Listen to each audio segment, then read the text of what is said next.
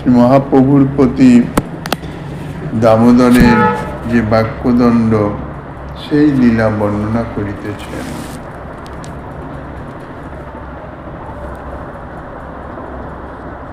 আর দিনে দামোদরে নিভৃতে বলাইলা, প্রভু কহে দামোদর চলো নদিয়া, মাতার সমীপে তুমি রহ তাহা যাইয়া, তোমা বিনা তাহে রক্ষক নাহি দেখি আন, আমাকেই যাতে তুমি কহিলা সাবধান।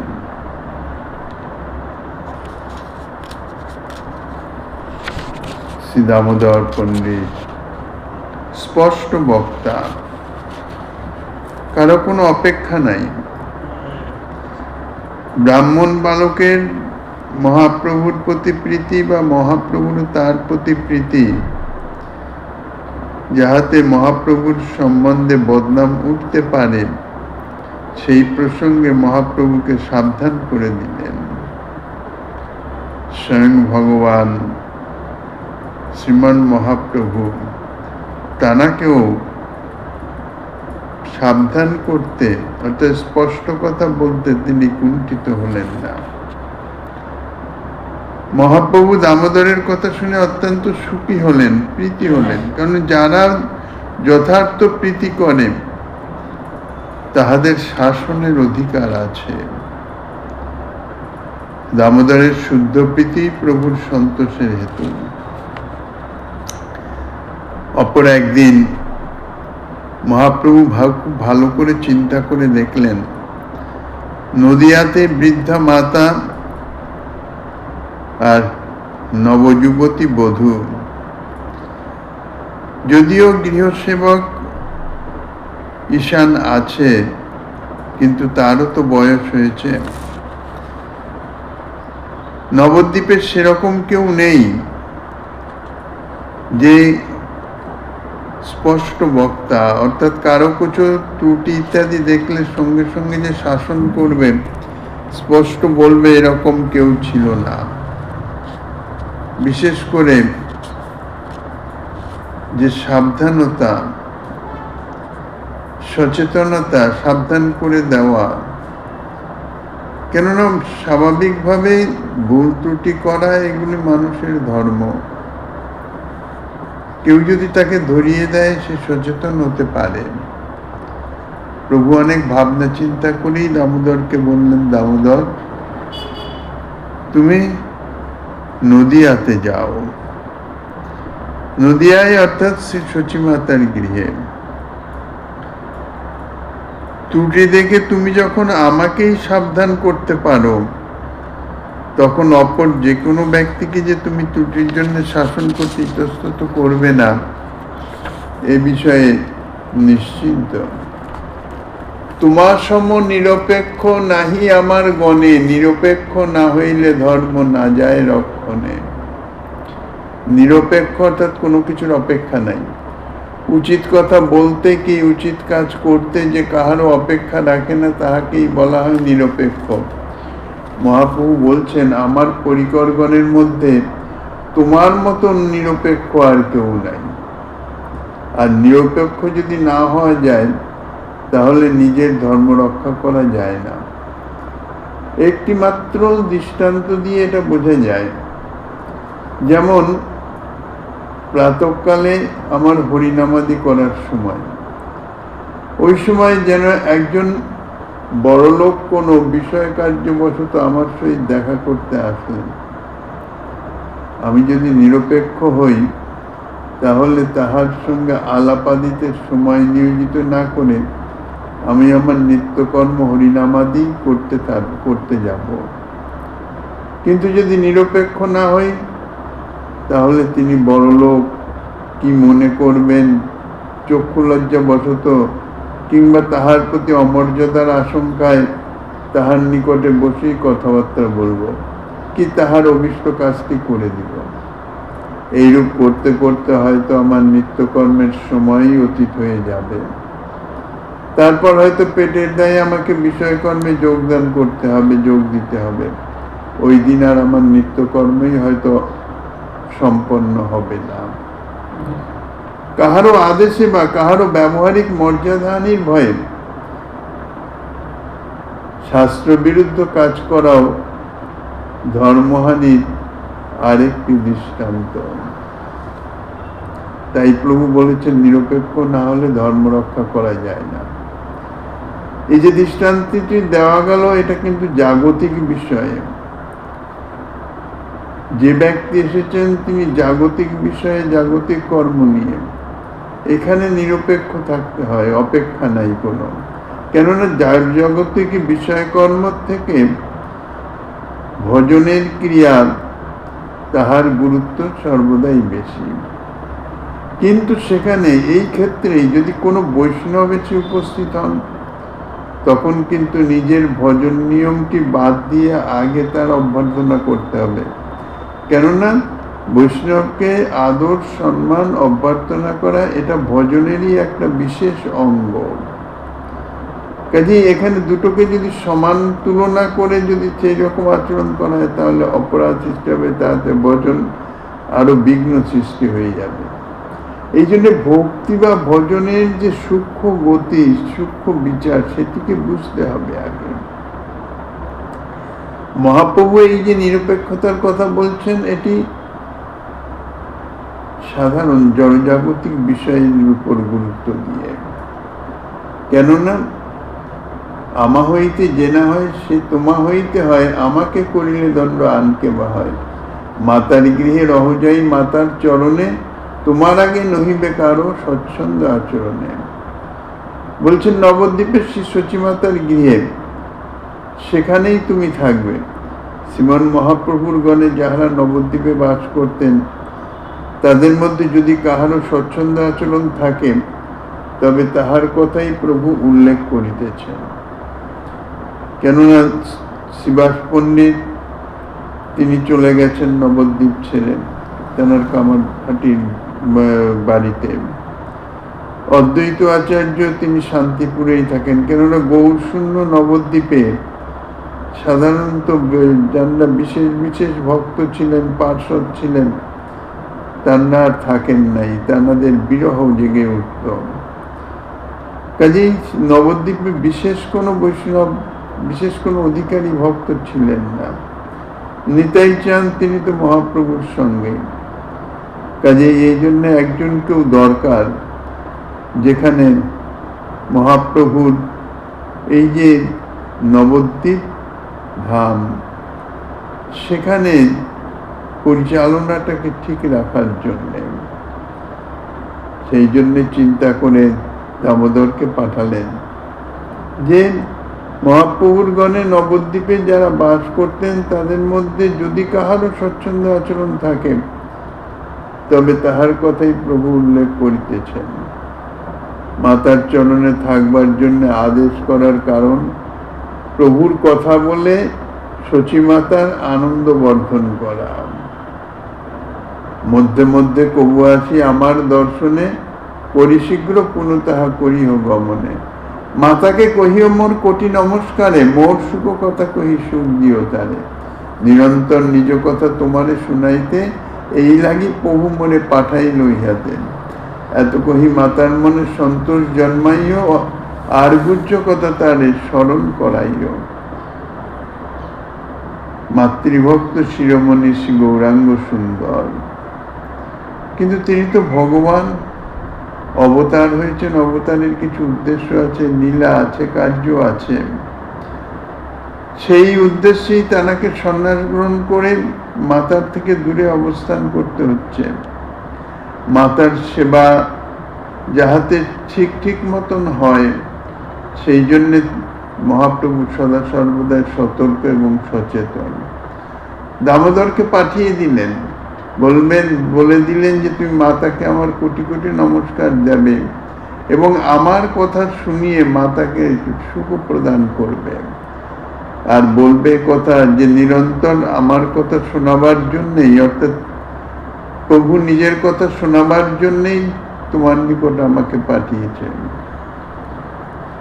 শুধু তাই নয়, মহাপ্রভুর যে আবির্ভাব সম্বন্ধে বলা হয়েছে, সচিমাতার রন্ধনে, অর্থাৎ সচিমাতার গৃহে প্রসাদ ভোজনের নিমিত্ত মহাপ্রভুর নিত্যই প্রায় আবির্ভাব হতো।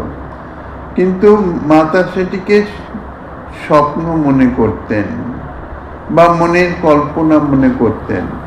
সেই কথাটা স্মরণ করিয়ে দিয়ে প্রভু যে নিত্য আসেন সেই কথা স্মরণ করিয়ে মাতার সুখ জন্মাবার জন্য দামোদরকে বলে দিলেন, আর গুহ্য কথা তাহলে স্মরণ করাইও, অতি গোপন কথা তাকে তুমি স্মরণ করিয়ে দিও।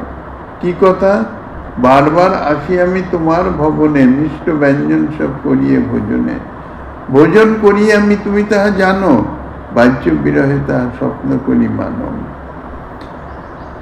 বলছেন যে মাতাকে বলো যে আমি বারবার তোমার ভবনে আসি, তোমার প্রদত্ত অন্ন ব্যঞ্জনাদি আমি ভোজন করি, আর আমি যে ভোজন করি তা তুমি জানো, তুমি দেখতে পাও। সাক্ষাৎ ভোজন করিতেছি বলে তুমি মনে করো না, সেটাকে তুমি স্বপ্ন বলে মনে করো। বাইরে প্রভুর বিরহে বাহ্য দৃষ্টিতে প্রভু আছেন নীলাচলে, সচিমাতা নবদ্বীপে, কাজেই নীলাচলে আছে নিমাই, নিমাই কি করে এখানে এসে এই সব ভোজন করবে? কাজে এটা আমি হয়তো স্বপ্ন দেখেছি। সুতরাং একজন আরেকজনের নিকটে নাই, ইহাই বাইরে বিরহ। যখন প্রভুকে নিজের গিরে হার আদি করিতে দেখেন তখন সচিমাতা মনে করেন নিমাই তো নীলাচলে, এ স্থানে তো আর আহার করা তো সম্ভব নয়, তাহলে তাহলে আমি ওদের স্বপ্নেই দেখছিলাম। কিন্তু একটি দৃষ্টান্ত দিও, তাহলেই মাতা বুঝতে পারবেন। এই মাঘ সংক্রান্তে তুমি রন্ধন করিলা, নানা পিঠা ব্যঞ্জন ক্ষীর পায়স রাঁধিলা, কৃষ্ণে ভোগ লাগাইয়া যবে কইলে ধ্যান, আমায় স্ফূর্তি হইল অশ্রু ভরিল নয়ন, আস্তে আস্তে আমি গিয়া সকল খাইল, আমি খাই দেখি তোমার বড় সুখ হইল, ক্ষণেকে অশ্রু মুছি শূন্য দেখো পাত, স্বপন দেখিল যেন নিমাই খাইল ভাত, বাহ্য বিরহ দশায় পুনঃ ভ্রান্তি হইল, ভোগ না লাগাইল এইসব জ্ঞান হইল, পাক পাত্রে দেখো সব অন্ন আছে ভরি, পুনঃভোগ লাগাইলে স্থান সংস্কার করি। বলছেন এই মাঘ সংক্রান্তিতে তুমি পিঠাপানা ইত্যাদি করে ভোগ লাগিয়েছিলে, শ্রীকৃষ্ণের ভোগ নিবেদন করেই তোমার আমার কথা স্মরণ হলো, তখন তোমার আমার বিরহে তুমি অত্যন্ত কাতর হয়ে ফেললে, তখনই তুমি দেখলে যে আমি প্রকট হয়ে আমি সমস্ত কিছু গ্রহণ করছি। ব্রহ্মবশত সচিমাতার মনে হলো যেন, অর্থাৎ ভোগ লাগানোর কথা, আমার ভোজনের কথা, যখন বাহ্য স্মৃতি এলো তখন সমস্তই ভুলে গেছেন। ব্রহ্মবশত মনে হল, কারণ শূন্য পাতায় কিছুই নাই, সমস্তই প্রভু ভোজন করে নিয়েছেন, পিঠা পানা আদি। সচিমাতা মনে করলেন আমি হয়তো ভুলবশত কৃষ্ণের ভোগই লাগাই নাই। রসুই ঘরে গিয়ে দেখলেন যে পাক পাত্র সব অন্ন ব্যঞ্জনাদি সব পূর্ববৎ রয়েছে, অথচ পূর্বের পাত্র খালি করেই সমস্ত দ্রব্যই কৃষ্ণের ভোগই লাগিয়েছেন। ইহা কিরূপে সম্ভব? ইহা মিথ্যা নহে, অতিরঞ্জিতও নহে। ঈশ্বরের অচিন্ত শক্তিতেই এই সমস্ত ঘটনা হয়ে থাকে। তাই পুনরায় আবার স্থান সংস্কার করে আবার মাতা ভোগ লাগালেন।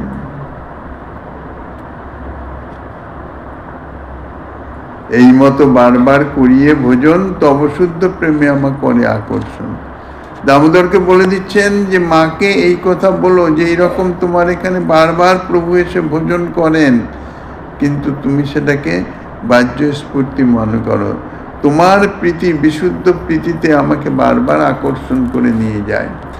তোমার আজ্ঞাতে আমি রহি নীলাচলে, তোমার নিকটে নেওয়া আমায় তোমার প্রেম বলে। আমি তো তোমার আজ্ঞায় অর্থাৎ মাতার আজ্ঞাতেই নীলাচলে আছি, মাতার আদেশ পালনের নিমিত্ত, কিন্তু তোমার যে বিশুদ্ধ প্রীতি প্রেম তাহা আমাকে বারবার তোমার নিকটে আকর্ষণ করে নিয়ে যায়। এই মতো বারবার করাইও স্মরণ, আমার নাম লইয়া তার বন্দিহ চরণ। এইরকম বারবার আমার কথা বলে আমার কথা তাকে স্মরণ করিয়ে দিও, আর আমার নাম নিয়ে তার চরণ বন্দনা করো, প্রণাম জানিও। এতগুলি জগন্নাথের প্রসাদ আনাইল, মাতাকে বৈষ্ণবে দিতে পৃথক পৃথক দিল। এই বলে মহাপ্রভু জগন্নাথ দেবের প্রসাদ আনলেন, মায়ের জন্য আলাদা দিলেন, নবদ্বীপবাসী অন্যান্য বৈষ্ণবদের জন্য আলাদা দিয়ে দিলেন। এই যে প্রথা, এটি এখনো বিদ্যমান আছে। বাংলার থেকে কেউ যদি নীলাচলে যান, তাহলে জগন্নাথ দেবের প্রসাদ প্রতিবেশী আদি সকলের জন্য নিয়ে আসেন। এটা মহাপ্রভু যেমন পাঠাতেন গৌড় দেশে, সেই রকম এটাই নিয়ম। জগন্নাথ দেবের প্রসাদ যে কেউ গেলে নিয়ে এসে নিজের নিজের পরিজন, আত্মীয় পরিজন, প্রতিবেশী তাদের দিতে হয়। তবে দামোদর চলি নদিয়া আইলাম, মাতাকে মিলিয়া তার চরণে রহিলাম। আচার্যাদি বৈষ্ণবের মহাপ্রসাদ দিল, প্রভুর জয় সে আজ্ঞা পণ্ডিত তাহা আচরিল। দামোদর আগে স্বাতন্ত্র না হয় কাহার, তার ভয়ে সবে করে সংকোচ ব্যবহার। প্রভুর গণে যার দেখে অল্প মর্যাদা লঙ্ঘন, বাক্যদণ্ড করি করে মর্যাদা খ্যাপন। দামোদর এইভাবে এসে উপস্থিত হলেন, মায়ের নিকটেই থাকেন। আর দামোদর সম্বন্ধে নবদ্বীপবাসী সকলেই জানেন যে স্পষ্টবাদী। কাজেই দামোদরের সম্মুখে কেউ কোনো রকম ত্রুটি বিচ্যুতি যাতে না হয়, সদা সর্বদাই সাবধান সচেতন থাকে। এই তো কহিল দামোদরের বাক্যদণ্ড, যাহার শ্রবণে ভাজে অজ্ঞান পাষণ্ড। এইভাবে দামোদরের বাক্যদণ্ড লীলা বর্ণনা করলেন। যাহার শ্রবণ করলে অজ্ঞতাবশত যাহারা পাষণ্ডের ন্যায় আচরণ করে, স্ত্রীলোকের সংস্রবে যায়, কি অপরের মর্যাদা লঙ্ঘন করে, দামোদরের এই বাক্যদণ্ডের কথা শুনলে তাহাদের হৃদয়ে শোধিত হয়, তাহারাও শুধিয়ে যায়। চৈতন্যের লীলা গম্ভীর কোটি সমুদ্র হইতে, কি লাগি কি করে কেহ না পারে বুঝিতে। অতএব গুরু অর্থ কিছুই না জানি, বাহ্য অর্থ করিবারে করি টানাটানি। একদিন প্রভু হরিদাসরে মিলিলাম, তাহা লইয়া গোষ্ঠী করি তাহারে পুছিলাম। হরিদাস কলিকালে যবন অপর, গোব্রাহ্মণ হিংসা করে মহাদুরাচার। ইহা সবার কোন মতে হইবে নিস্তার, তাহার হেতু না দেখিয়ে দুঃখ অপার। হরিদাস ঠাকুরের নিকটে মহাপ্রভু তো নিত্য যান। একদিন হরিদাসকে জিজ্ঞাসা করছেন, হরিদাস, কলিকালে তো অপার যবনের তো সংখ্যা নাই, প্রচুর যবন, আর যাদের কাজ হচ্ছে গো এবং ব্রাহ্মণ, গোমাতা এবং ব্রাহ্মণের হিংসা করা। আচার, তাদের আচার বিচার তো কিছু নাই, মহা দুরাচার তারা। এদের সকলের কি করে উদ্ধার হবে? এর তো কোনো আমি উপায় দেখতে পাচ্ছি না। আমি তো জগৎ উদ্ধারের নিমিত্ত আগমন করেছি, কিন্তু এদের উদ্ধারের তো কোনো উপায় আমি দেখছি না। কি করে এদের উদ্ধার হবে? হরিদাস কহে, প্রভু চিন্তা না করিও, যবনের সংসার দেখি দুঃখ না ভাবিও। হরিদাস ঠাকুর বলছেন যে প্রভু তুমি কোনো চিন্তা করো না, যবনের অর্থাৎ যবনেরই যে সংসার বন্ধন, এই যে অনাচার ইত্যাদি, এদিকে তুমি কোনো রকম দুঃখ করো না। যবন সকলের মুক্তি হবে অনায়াসে, হারাম হারাম বল কহে নামা ভাসে। বলছেন যবনের সকলের অনায়াসে মুক্তি হয়ে যাবে। যবনদিগর নিকটে শূকর অত্যন্ত ঘৃণিত বস্তু, তাই কোনো খারাপ জিনিস দেখলেই, হারাম শব্দের অর্থ হচ্ছে শূকর, অর্থাৎ সেই শূকর হচ্ছে যবনদের কাছে অত্যন্ত ঘৃণার বস্তু। তাই কোনো খারাপ জিনিস দেখলে বা খারাপ কথা শুনলেই তাহাদের মুখে ঘৃণা সূচকে হারাম শব্দটি উচ্চারিত হয়ে। কিন্তু হারাম, এই শব্দের মধ্যে রাম শব্দ আছে। হারামের উচ্চারণেই নামাভাস হয়ে যায়, আর এই নামাভাসের মাধ্যমেই তাহাদের সংসার মুক্তি হয়ে যাবে। মহাপ্রেমী ভক্ত কহে, হা রাম হা রাম, যবনের ভাগ্য দেখো লয় সেই নাম। যদ্যপি অন্য সংকেতে অন্য হয় নামাভাস, তথাপি নামের তেজ না হয় বিনাশ। নামের প্রতি লক্ষ্য না রেখে অন্য বস্তুকে লক্ষ্য করে, উপলক্ষ্য করে যদি নাম উচ্চারণ হয়ে যায়, তাহলে তাহা নাম হয় না, তাহাকে বলা হয় নামাভাস। অজামিলের পুত্রের নাম ছিল নারায়ণ। মৃত্যুর সময় তিনি পুত্রকে লক্ষ্য করে নারায়ণ নারায়ণ বলে ডেকেছিলেন। তাতে বৈকুণ্ঠের নারায়ণের প্রতি লক্ষ্য তার ছিল না, নিজের পুত্রের প্রতিই লক্ষ্য ছিল। এই জন্য নারায়ণ শব্দ সে যে উচ্চারণ করেছে, তাতে তার নাম করা হয় নাই, নাম উচ্চারণ হলো না, পরন্তু নাম আভাস হলো। নাম না হয়ে নামাভাস হলেও নামের শক্তি নষ্ট হয় না। অজান্তেও যদি বিষ ভক্ষণ করা যায়, বিষের ক্রিয়া তো নষ্ট হবে না। অজান্তে যদি অগ্নিতে হস্ত প্রদান করা যায়, অগ্নির যে দাহিকা শক্তি তাহা ঠিকই ক্রিয়া করবেই।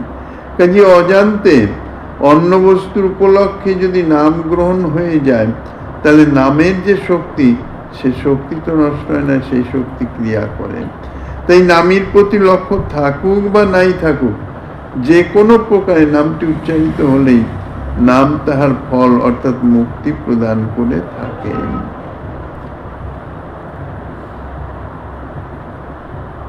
দ্রংষ্টি দ্রংষ্টা হত ম্লেচ্ছ হার আমেতি পুনঃ পুনঃ উক্তাপি মুক্তি মাপনতি কিং পুনঃ শ্রদ্ধয়া গিরণ। নৃসিংহ পুরাণে আছে, বৃহদ্দন্ত বিশিষ্ট শূকরের দন্ত দ্বারা আহত যবন ব্যক্তি বারংবার হারাম হারাম শব্দ উচ্চারণ করেও যখন মুক্তি লাভ করে, তখন শ্রদ্ধাপূর্বক হরিনাম কীর্তন করলে যে মুক্তি লাভ করতে পারবে, এতে আর বিন্দুমাত্র সন্দেহ নাই। অর্থাৎ কোন শূকরের দন্তে আহত হয়ে কোন যবন, শূকর ঘৃণিত বস্তু, তাই সে ঘৃণাতে হারাম হারাম অত্যন্ত ঘৃণার সঙ্গে উচ্চারণ করে, কিন্তু তাতেই তার যদি মৃত্যু হয়ে যায়, সেই মৃত্যুকালে হারাম শব্দ উচ্চারণের জন্য সে মুক্তি লাভ করে। তা এইভাবেই নামাভাসে অর্থাৎ ঘৃণার সঙ্গে হারাম শব্দ উচ্চারণ করে যদি মুক্তি হয়ে যায়, তাহলে শ্রদ্ধার সঙ্গে যদি উচ্চারণ করা যায়, শ্রদ্ধার সহকারে হরিনাম যদি কীর্তন করা যায়, তাহলে তার কি ফল প্রাপ্তি হবে। সে যে মুক্তি লাভ করতে পারবে, এতে আর বিন্দুমাত্র সন্দেহের কোনো অবকাশ আছে কি? অজামিল পুত্র বলায় বলি নারায়ণ, বিষ্ণু আছি ছাড়ায় তাহার বন্ধন। রাম দুই অক্ষরিয়া নয় ব্যবহৃত, প্রেমবাচী হা শব্দ তাহাতে ভূষিত। যবনের জন্যই তো চিন্তা করছেন। তাই হরিদাস ঠাকুর বলছেন, নামাভাসেই তো মুক্তি হয়ে যায়। যে ব্যক্তি যে কোনো ভাবেই হোক শ্রী ভগবানের নাম উচ্চারণ করে, ভগবান তৎক্ষণাৎ তাকে আমার বলে ভাবেন, তৎক্ষণাৎই সেই ব্যক্তির সর্বপাপ মুক্ত হয়ে যায়। শ্রীমদ্ ভাগবতে বলছেন, সর্বেষাম অপঘবতামিতমেব সুনিষ্কৃতম নাম ব্যাহরণং বিষ্ণুর যত তদ বিষয়ামতি। ভগবান যাহাকে তাহার নিজজন বলে মনে করেন, তাহার আর কোনো বন্ধন থাকতে পারে না।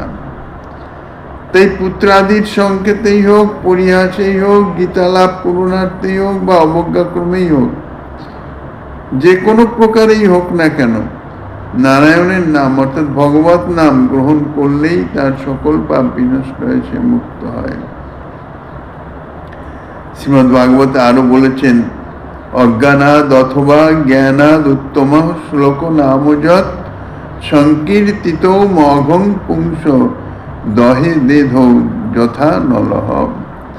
যে কোনো অবস্থায় অগ্নিতে যাই কিছু যা পড়ুক না কেন, অগ্নি যেমন তাহাকে দগ্ধ করে দেয়, সেই রকম যেভাবেই হোক নাম গ্রহণ করলেই নামের ফল, অজ্ঞানে হোক জ্ঞানত হোক, নামের ফল তাহা প্রকাশিত হয়। অজামিল ছিলেন অত্যন্ত পাপাসক্ত, তাই তার দেহত্যাগ সময় তাহাকে যমালয়ে নেওয়ার নিমিত্ত যমদূতগণ এসেছিলেন। তারা অজামিলের হৃদয়ের মধ্যে থেকে জীবাত্মাকে আকর্ষণ করতেছিলেন। এমন সময় বিষ্ণুদূতগণ এসে উপস্থিত হয়ে বলপূর্বক তাহাদিগকে নিবারণ করেন।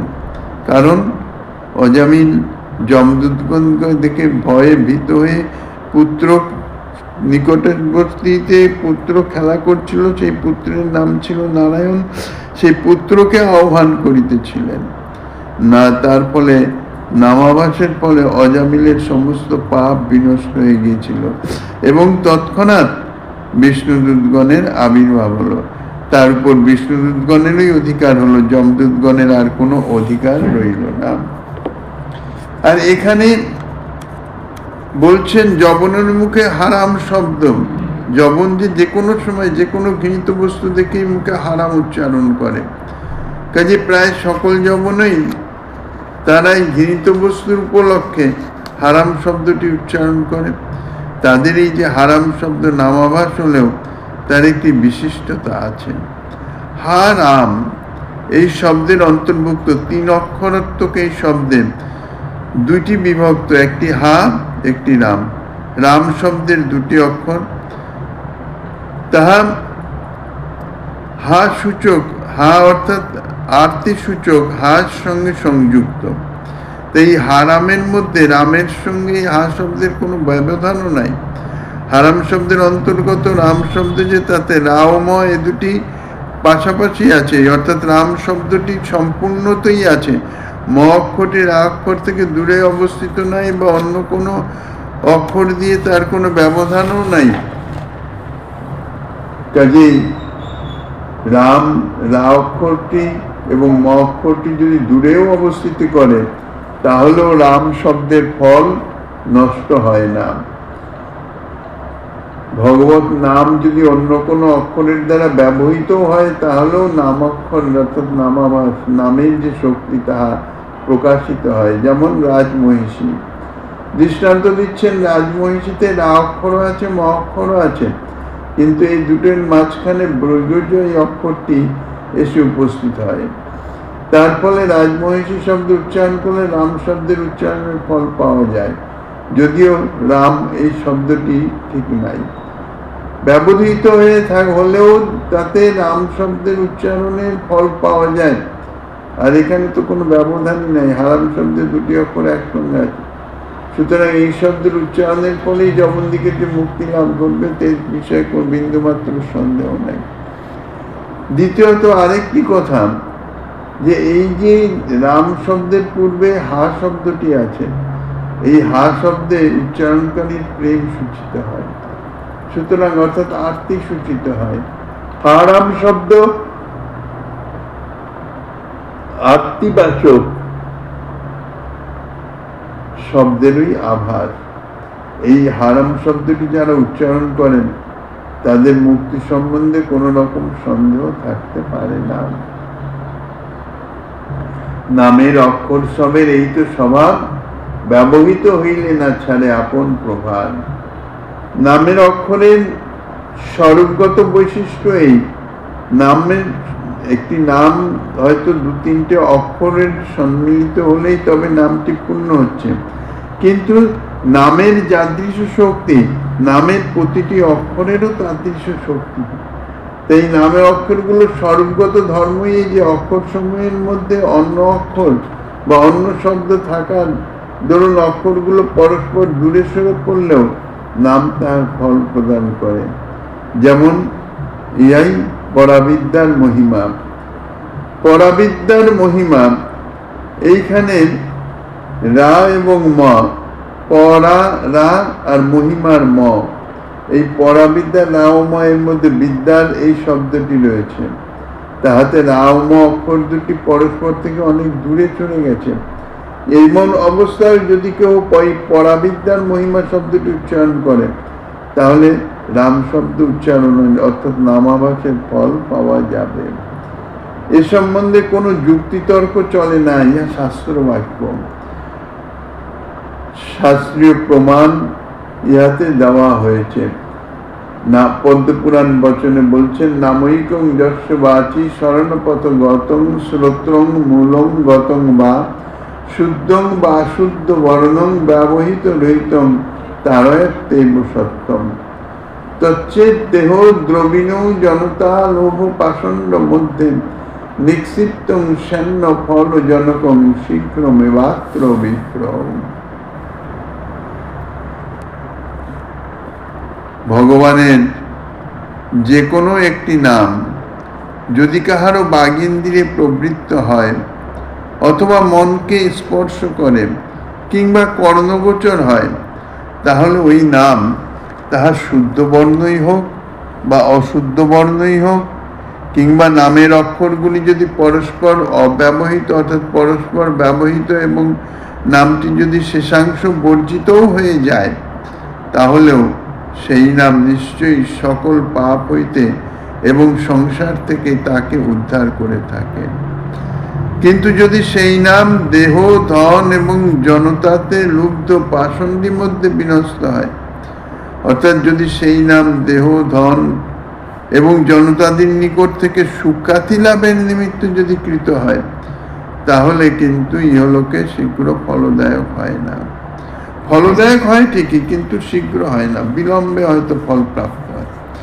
শ্রী ভগবানের অসংখ্য নাম, তার মধ্যে যে কোনো একটি নাম যদি কাহারও বাচি গতম বাক্য মধ্যে এসে পড়ে, অর্থাৎ কথা বলছে, কথা প্রসঙ্গে বাক্য মধ্যে ভগবত নাম উচ্চারিত হয়ে গেল, এটা হচ্ছে বাচিগতম, কথার মধ্যে এসে গেল।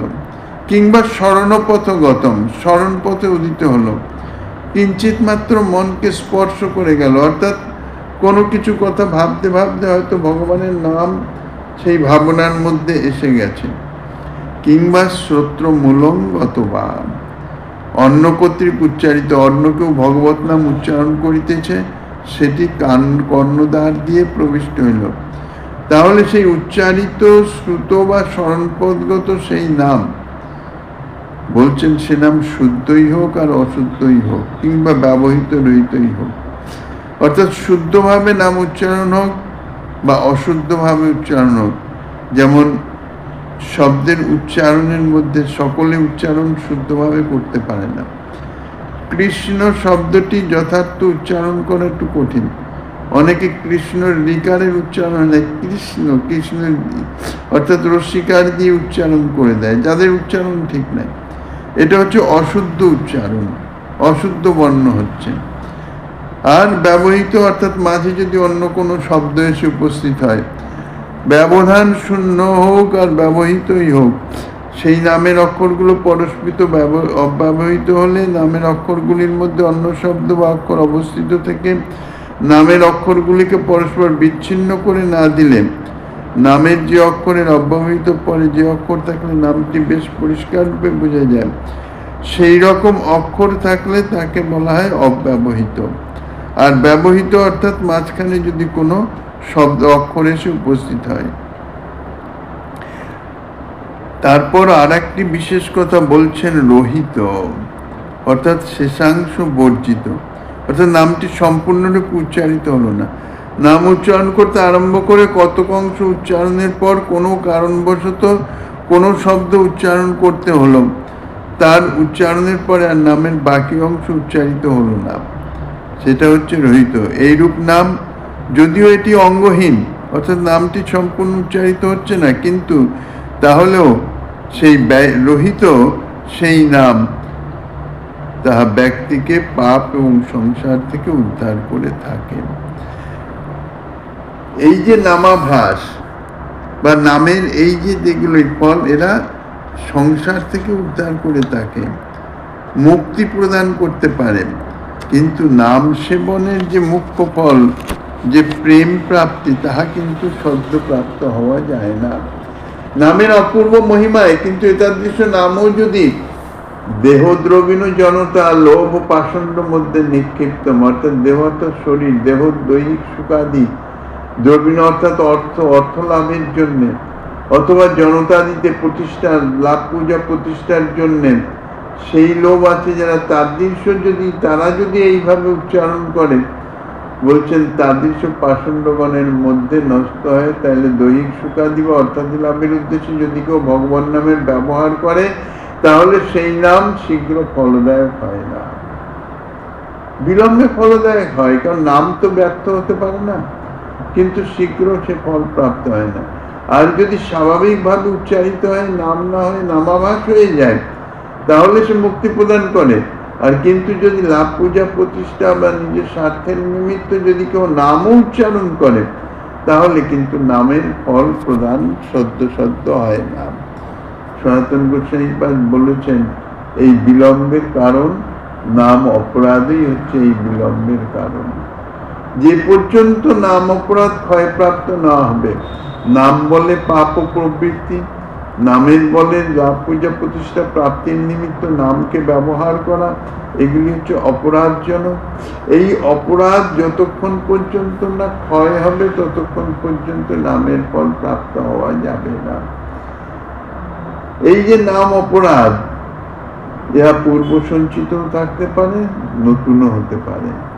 পূর্ব সঞ্চিত নাম হতো থাকতে পারে, আর দেহবেত্যাদির উদ্দেশ্যে নাম কীর্তন করাতে নতুন করে নাম অপরাধ সংগঠিত হতে পারে।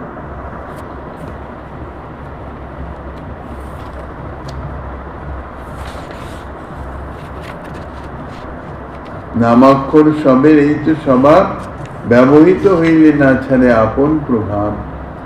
নামাভাস হইতে হয় সর্বপাপ ক্ষয়, নামাভাস হইতে হয় সংসারের ক্ষয়। ভক্তি রসামৃত সিন্ধুতে বলেছেন, তং নির্ব্যাজং ভজ গুণনিধে পাবনং পাবনানাং শ্রদ্ধা রজ্জন্মতি রতি তরানুত্তম শ্লোক মৌলিম প্রদ্যন্নত করণ কুহরি হন্ত জন নাম ভানো রাভাসয়োপি ক্ষপয়তি মহাপাতক ধান্ত রাশি। ধৃতরাষ্ট্রের প্রতি শ্রী বিদুর বলছেন, যাহার নামরূপ সূর্যের আভাস মাত্র অন্তঃকরণ গহ্বরে উদিত হলে মহাপাতক রূপ অন্ধকার রাশিকে বিনষ্ট করে, হে গুণনিধে পাবনেরও পাবন এবং উত্তম শ্লোকগণেরও শিরভূষণ সেই শ্রীকৃষ্ণকে অকপট ভাবে শ্রদ্ধাপূর্বক আসক্ত চিত্তে ভজনা করো। শ্রীমদ্ ভাগবতে বলেছেন, মিয়ম্রাণ হরের নাম গীর্ণন পুত্রপচারিতম অজামিলই অপ্পগাধাম কিমুত শ্রদ্ধায়া গীর্ণম। নামাভাসের সমস্ত যে সংসার আসক্তি নষ্ট হয়, ইহা সর্বশাস্ত্রে বর্ণিত আছে। নামাভাসে মুক্তি হয় সর্বশাস্ত্রে দেখি, শ্রী ভাগবতে তাহা অজামিল সাক্ষী। মহাপাতকী অজামিল যখন মৃত্যুর সময়ে পুত্রকে ডাকবার ছলে নারায়ণ নাম উচ্চারণ করে বৈকুণ্ঠ ধাম প্রাপ্ত হয়েছিলেন, তখন শ্রদ্ধাপূর্বক শ্রী হরিনাম কীর্তন করলে যে অনায়াসেই বৈকুণ্ঠ লাভ হবে, তাহা কি আবার বলতে হবে? হরিদাস ঠাকুর শ্রীমন মহাপ্রভুর যবনগণের কি করে মুক্তি হবে, উদ্ধার হবে, তারই প্রতি উত্তরে এত সব নাম মহিমার কথা বললেন। বিশেষত শ্রীমদ্ ভাগবতে যে অজামিলের কথা দৃষ্টান্ত হরিদাস ঠাকুর দিলেন, অজামিল কান্ডকুব্জ দেশে অজামিল নামে এক ব্রাহ্মণ ছিলেন। তিনি এক দাসীতে আসক্ত হয়ে তার সংসর্গে তার অধঃপতন হয়ে গেল, তার ব্রাহ্মণত্ব সমস্ত দূরীভূত হয়ে গেল, সৎকর্ম সব চলে গেল। চৌর্য বঞ্চনাদি দ্বারাই তিনি তখন জীবিকা নির্বাহ করতেন, অর্থাৎ চূড়ান্ত পাপাচারী। ওই দাসী গর্ভে তার 10টি পুত্র জন্মেছিল। কোনো সাধু মহাত্মার কৃপাতে কনিষ্ঠ পুত্রের নামটি রেখেছিল নারায়ণ। এই নারায়ণের প্রতি স্বাভাবিকভাবে ছোট ছেলের প্রতি, ছোট সন্তানের প্রতি সকলের আসক্তিটা বেশিই হয়। তো অজামিলের অত্যন্ত আসক্তি ছিল। অজামিল যখন মুমূর্ষ অবস্থায় উপনীত হলেন, তখন 3 জন ভীষণ দর্শন যমদূত তাকে বেঁধে নেওয়ার জন্য উপস্থিত হলেন। তাদের দেখে ভয়ে তখন কি বলবেন, কাকে ডাকবেন? সম্মুখে অনতি দূরে নারায়ণ খেলা করছিল, নারায়ণকেই ডাকলেন। নারায়ণ নারায়ণ নারায়ণ আয় বলে ক্রীড়ারত স্বীয় প্রিয় পুত্রকে অজামিল ডাকতে লাগলেন। পুত্রকে ডাকবার উপলক্ষে নারায়ণ নাম উচ্চারণ হলো। নারায়ণ নাম উচ্চারণ হওয়ার ফলে নামাভাস হলো। নামাভাসের সঙ্গে সঙ্গে অজামিলের সমস্ত পাপ বিনষ্ট হয়ে গেল। তাই তাকে নেওয়ার জন্যে সঙ্গে সঙ্গে বিষ্ণুগণ এসে উপস্থিত হলেন, এবং তারপর অজামিল নরকের পরিবর্তে বৈকুণ্ঠে গমন হয়েছিল। যদিও সেটি পরবর্তীকালে তার ভজন করে সে বৈকুণ্ঠে গিয়েছিলেন। শ্রীমদ্ ভাগবতে অজামিল উপাখ্যানে ইহা বর্ণিত আছে। হরিদাস ঠাকুরের এই কথা শুনিয়া প্রভুর সুখ বাড়াইয়া অন্তরে পুনরূপী ভঙ্গি করি পুছয়ে তাহার। নামাভাসে যে মুক্তি হয়, এই কথা শুনে প্রভু অন্তরে অনেক, অর্থাৎ নাম মহিমার কথা শ্রবণ করে প্রভু অন্তরে অত্যন্ত সুখী হলেন। পুনরায় জিজ্ঞাসা করছেন, পৃথিবীতে বহু জীবের স্থাবর জঙ্গম, ইহা সবার কি প্রকারে হবে মোচন? যবনের নহে হারাম শব্দ উচ্চারণ করে তারা উদ্ধার প্রাপ্ত হবে। কিন্তু যারা স্থাবর, যারা উচ্চারণ করতে পারে না, বলছেন যে প্রভু হরিদাস, যাহারা কোনরূপ নাম উচ্চারণ করতে পারে নামের গুণে বা নামাভাসের গুণে, তাদের তো মুক্তি হয়ে যেতে পারে সত্য, কিন্তু যারা উচ্চারণ করতে পারে না, স্থাবর জীব তো বহু আছে, বৃক্ষলতাদি স্থাবর জীব বা কৃমিকীট আদি পশু পক্ষী আদি জীব, তারা জঙ্গম জীব হলেও তাহারা তো ভগবত নাম উচ্চারণ করতে পারে না। ইহাদের কি গতি হবে? এরা কি করে উদ্ধার হবে? স্থাবর বলা হয় তাদের যারা এক স্থান থেকে অন্য স্থানে যেতে পারে না, বৃক্ষলতা ইত্যাদি। আর জঙ্গম হচ্ছে যারা এক স্থান থেকে অন্য স্থানে যেতে পারে, যেমন পশু পক্ষী কীট পতঙ্গ মনুষ্য ইত্যাদি। এখন এদের সকলের তো কথা বলার ক্ষমতা নাই, একমাত্র মনুষ্যেরই আছে নাম উচ্চারণ করবার শক্তি। কাজেই ভগবত নাম উচ্চারণের শক্তি নেই। এইরূপ যে জঙ্গম জীব বা স্থাবর জীব, তাদের কি করে উদ্ধার হবে? পশু পক্ষী কীট পতঙ্গ বৃক্ষলতা সমস্তই তো জীব, এগুলি তো তাদের দেহ মাত্র। মনুষ্য যেমন দেহ, মনুষ্য দেহধারী জীব, সেই রকম পশু পক্ষী কীট পতঙ্গ বৃক্ষলতা ইত্যাদি সমস্তই জীব। এই পশু শরীর, পক্ষী শরীর, কীট পতঙ্গের শরীর বা বৃক্ষ ইত্যাদি, এগুলি তার শরীর। যেমন মনুষ্য দেহ ধারণ, তদ্রূপ দেহ ধারণ। মানুষ যেমন একটি জীব, ক্ষুদ্র কীটাণু তদ্রূপ একটি জীব, ক্ষুদ্র তৃণটিও তদ্রূপ একটি জীব।